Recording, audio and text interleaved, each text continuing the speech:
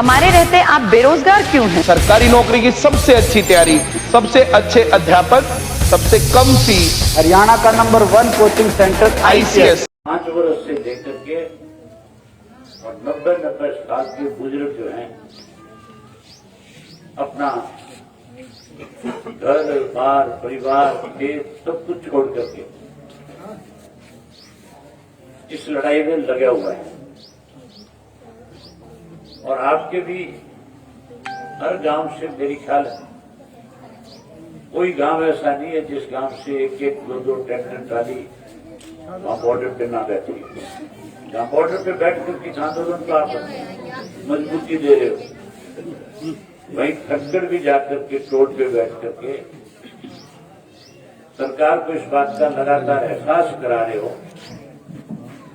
कि किसान के साथ जो काले कानून बना करके उसको उसकी जमीन से बेदखल करने का जो षड्यंत्र आपने रचाया है, हम उस षड्यंत्र को कामयाब नहीं होने देंगे और ये तीनों काले कानून वापस करा करके नए सिरे से MSP मिले इसका कानून बनवाने का काम करेंगे। साथियों, पिछले 1 वर्ष से लगातार जब से कोरोना की महामारी आई, बीमारी आई, तब से सरकार की जिम्मेवारी तो ये बनती थी कि आप लोगों की सरकार की तरफ से आपको कोई दिक्कत ना आए, कि कोरोना की बीमारी खत्म हो। इसके लिए सरकार को आम आदमी की मदद करनी चाहिए। इन्होंने तो मदद करने की बजाय आपको लूटने का काम किया। आज जो सत्ता में बैठे हुए लोग हैं वो लगातार किसान कैसे कमजोर हो, किसान की जेब से कैसे पैसा निकले, इसकी योजनाएं बनाने का काम कर रहे हैं। आपके सामने है पिछले 1 वर्ष में जो भी कोई फसल किसान अपनी मंडी में बेचने गया, या तो उसको उसकी फसल के पूरे दाम नहीं मिले, और अगर दाम मिले तो 2-2 महीने बैंकों के चक्कर काटने पड़े। गेहूं की फसल पिछले साल जब बेचने गए थे, पैसे आपके हाथ में लगे थे सबको। 2-2 महीने तक जो तुम्हारे पैसे थे वो बैंकों में रखे थे। वो बैंकों में इसलिए रखे थे 17,000 करोड़ रुपया जो है केंद्र की सरकार की तरफ से हरियाणा की सरकार को किसान की गेहूं की फसल खरीदने के लिए दिया गया था। और उन्होंने उस 17,000 करोड़ रुपए को जो किसान को बांटना था, उसको बांटने की बजाय बैंक में जमा करा दिया और उसका 800 करोड़ रुपए ब्याज बना। जो सत्ता में बैठे लोग जो उसका ब्याज खा लिया बैंक वालों के साथ मिलकर। जहां किसान की फसल लूट ली, वहां महंगाई भी बढ़ गई, पेट्रोल के डीजल के दाम बढ़ गए कि नहीं बढ़ गए? उसके तो बढ़ गए। प्रधानमंत्री ने कहा था कि मैं घर घर गैस का कनेक्शन दूंगा, घर घर सिलेंडर दूंगा। सिलेंडर तो दे दिए, सिलेंडर भराने वाले पैसे हैं क्या किसी के पास? है किसी के पास क्या पैसे सिलेंडर भराने? वो गैस का सिलेंडर जो 400 रुपए में भरा जाता था, आज 850 रुपए होते हैं। पेट्रोल डीजल बढ़ा दिया, गैस के सिलेंडर महंगे कर दिए, भ्रष्टाचार चरम सीमा पे पहुंच गया। हर तरफ लूट मची हुई है। तुम्हारी फसल पे तो लुटिया लुटिया।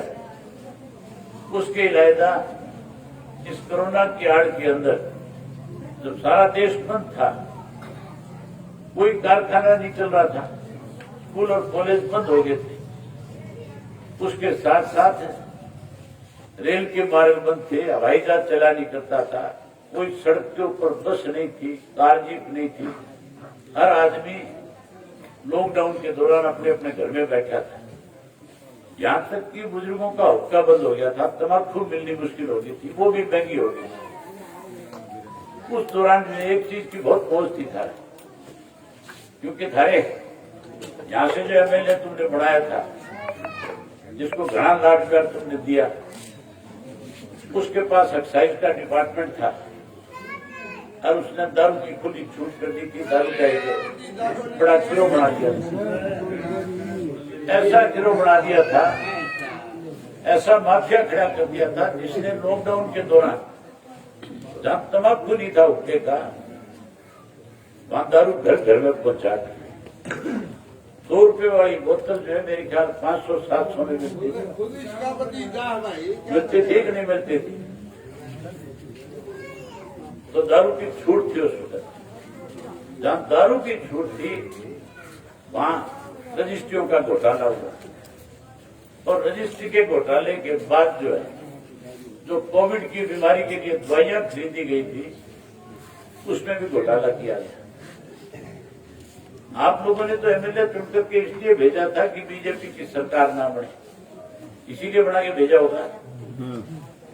लेकिन वो बीजेपी वालों की गोद में जाके बैठे, जहां वो गोद में जाकर के बैठा, अगर वो समर्थन ना देते तो फिर आज भारतीय जनता पार्टी की सरकार इस प्रदेश में नहीं होती। और भारतीय जनता पार्टी की सरकार अगर नहीं बनती तो फिर कृषि के 3 काले कानून भी बन सकते थे, कानून लागू नहीं हो सकते थे। लड़ाई तो इसी बात की ठीक नहीं थी, लेकिन आप लोग कहीं क्वेश्चन हो गई, कहीं गलती होगी, कहीं बहकाव में आगे वोट दे दिया। अगर बीजेपी की समर्थन करना था तो फिर तो वीरेंद्र सिंह वाले को वोट दे देते, के फिर तो बीजेपी वाले को जिता के दे सकते।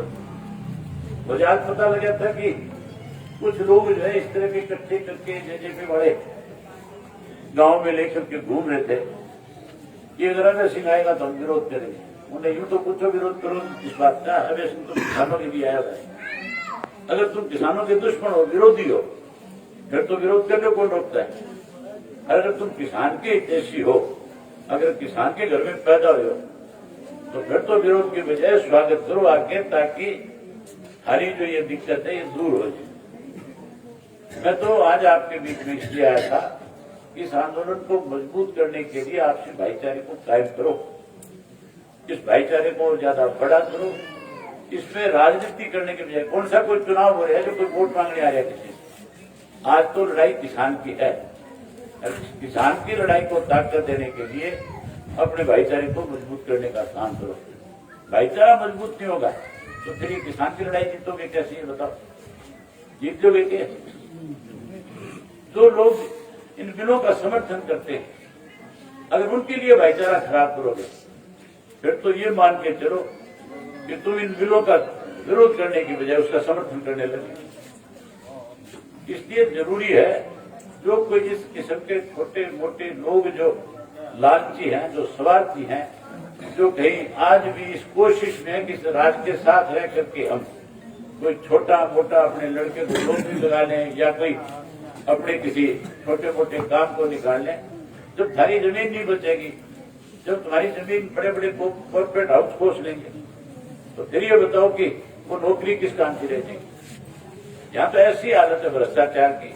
ये सारा सरपंच बैठा था साहब, इस सरपंच से पूछो, ये सरपंच गांव के लिए ग्रांट मांगने गया था, और जब ग्रांट लेने वहां पे गया तो इसको कहा कि तेरे को 40 लाख रुपए देंगे। क्यों सरपंच की बात हुई थी, इसको 40 लाख रुपए देने की बात करी। इसने सोचा तू तो मौज कर देगा, 40 लाख रुपए गांव में खर्च करेगा, गांव का विकास कराएगा। एक बार गया, 2 बार गया, 3 बार गया, तीसरी बार जो पहुंचा तो वहां पर मेरे जैसा एक खड़ा था, वो कहने लगा किस लिए चक्कर काटा है, 2% लगेंगे, 40 लाख दे देंगे। ये 2% दे करके 40 लाख रुपए ग्रांट के लिए कर दिया है। ये अकेला एक नहीं, 16 ऐसे सरपंच थे थारे इस इलाके के जो 2% पैसे दे करके आए।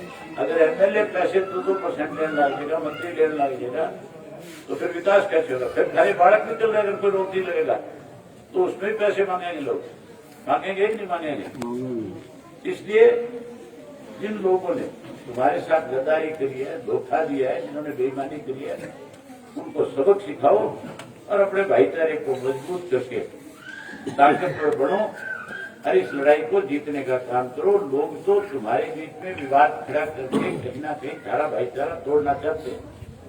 इसलिए आपसे निवेदन करने आया हूँ।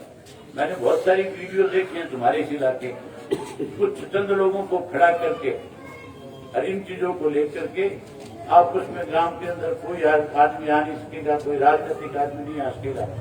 राजनीति थोड़ी है, राजनीतिक आदमी तो तब आओगे जब कोई चुनाव होगा।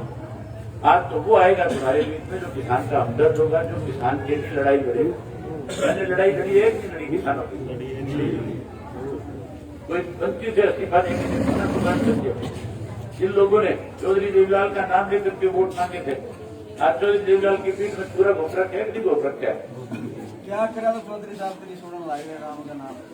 तो इसलिए आपसे कहने के लिए आया हूँ कि किसी बहकाव में आने की बजाय इस भाईचारे को भी मजबूत करो, आंदोलन को भी ताकत दो। अब काम का टाइम है, अब गेहूं तुम्हारी कटने वाली है। इसलिए एक बात कहने के लिए आया, गांव के जो बूढ़े बड़ेरे लोग हैं जो ताश खेल के अपना टाइम पास करते हैं, आप तो वहां जा नहीं सकते, लेकिन उन बूढ़ा ने ताश निकल के वहां भेज दो ताकि वो आंदोलन भी उसी तरह मजबूत रह जाए। 18 काम निकाल जाए, तुम भी अपनी पसंद निकाल। ये बात कहने करने आया था, आपने मेरी बात सुनी, आपका बहुत धन्यवाद।